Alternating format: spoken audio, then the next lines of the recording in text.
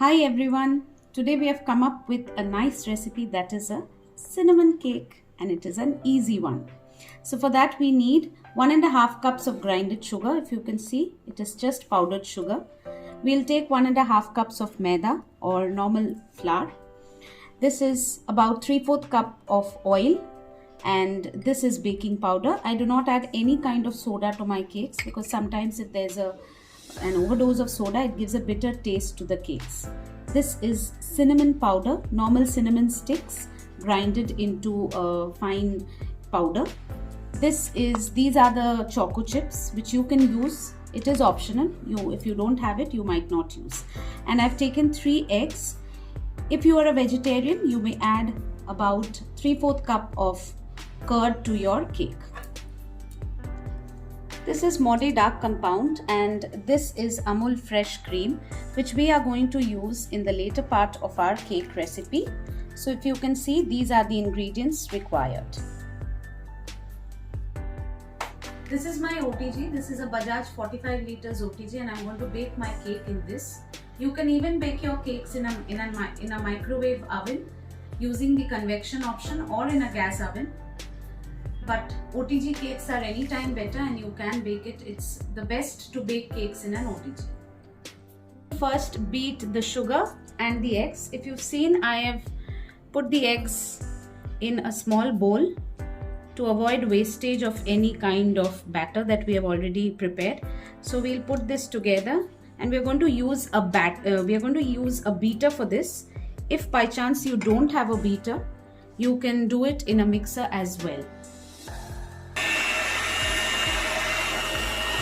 Do it with very soft hands, not in a very harsh way, so that the mixture is nice and fluffy.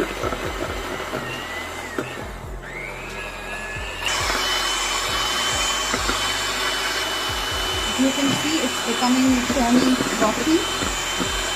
While it turns frothy, you can add the oil to it. This is 3/4 cup of oil.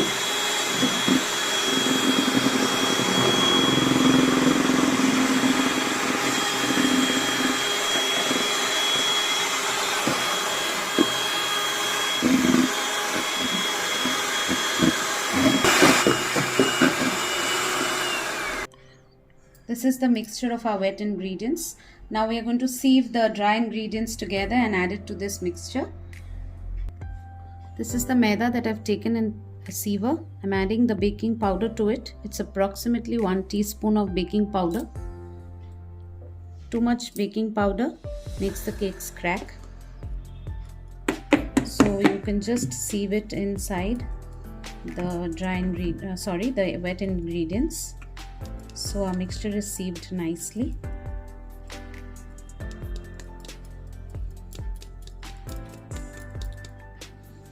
Some people also add salt to their cakes, but my family is not for a salty taste in the cakes. Now this is called the cut and fold method. So you cut and you fold. You cut and you fold. You cut and you fold and mix this nicely. Do not use the beater at this point of time because too much air inside the cakes will not give it a nice texture. These are after all tea time cakes and these have a different texture altogether.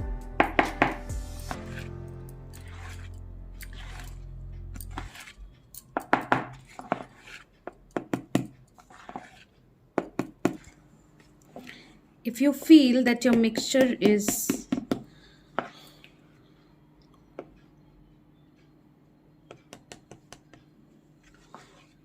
See, this is the cake mixture. If you feel, you can add about 1 teaspoon of milk in it to mix it better.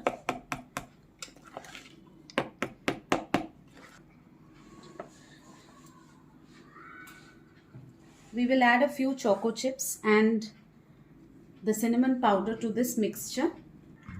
Cinnamon powder can be as per your taste. We love the taste of cinnamon. So I'm adding about 1.5 teaspoons of cinnamon powder and since my daughter is very fond of choco chips, I will add about 2 teaspoons of choco chips inside the mixture. And as of now, I have set my oven for preheating at 180 degrees centigrade for. See, if you can see, the mixture is not very runny or not very solid as well. It has a nice. The next important step is setting your pan. So how do we set the pan? You can use a butter paper, but since I always try and find out shortcuts for my cakes, and it becomes easier for me to, bake them in a very shorter time. So I don't use that. I first put some oil, brush some oil in my cake tin. I'm using a bread loaf for this. You can use any tin for this. This is a smaller cake recipe, so any tin would be perfect. I've brushed oil in this tin and then I'm adding some maida. So what do I do to this maida? I just, shake this tin with the maida so that there is a layer of maida which gets attached to this oil that I have sprayed. And then you can pour the mixture and it comes out very clean, just as you apply a butter paper. So this is how my cake tin looks now. I've taken a bread loaf, as I told you. You can take any tin of any smaller size. Now you can also use butter paper if you have time enough to cut it into pieces and keep it. That's completely your discretion. So now I'll add the batter to this tin.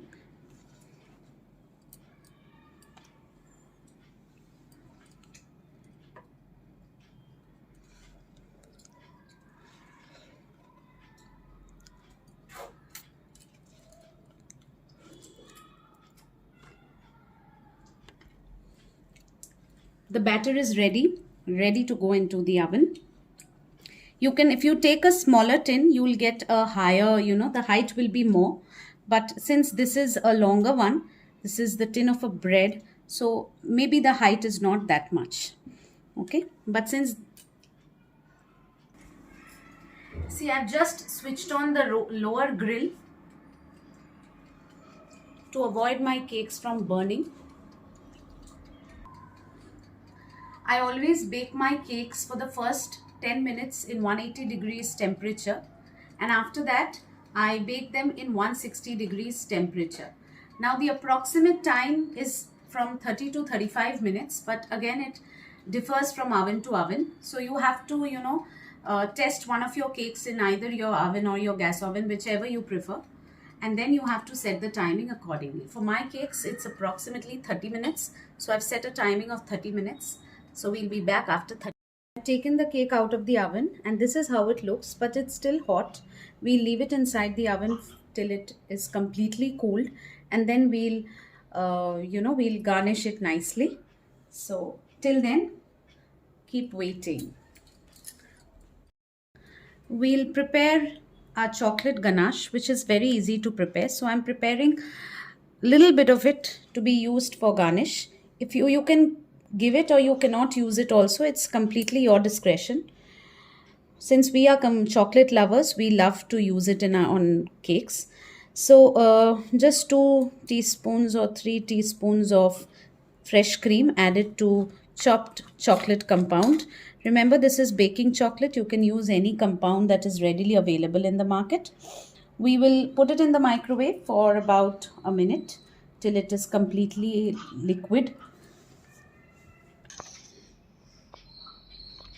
Since it is very less, it got liquefied in about 30 seconds. So you can just put it for 30 seconds. Again, it differs from oven to oven.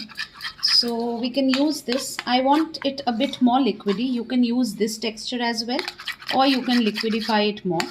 So if you want it to be more liquid, you can add a little bit of more cream to it and just stir it nicely. So this is completely your discretion, your taste, how you would like it. If you like the darker version of chocolate, you can use more of chocolate and less of cream. If you like it to be liquid, and since we are not piping it out, we're not using the ganache for piping it out, so we'll just spread it on top of the cake. This is how my ganache looks now. It is completely liquidy and you can just spread it on top of any of your cakes. You can even use, if you want, some lemon glaze on top of the cinnamon cake. Even that tastes fine. See, the square is going inside and coming out clean. So this is an indication that my cake is completely cooked. So we will remove it from the pan, and if you can see the sides, even the sides are nicely done. So, and it is cooled also now.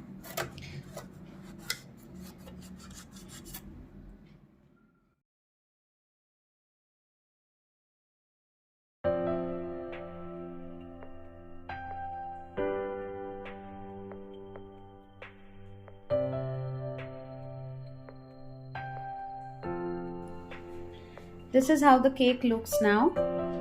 I've sprinkled a few choco chips on top of it. Since we're just ardent chocolate lovers, you might or might not sprinkle these choco chips, and even the ganache is optional.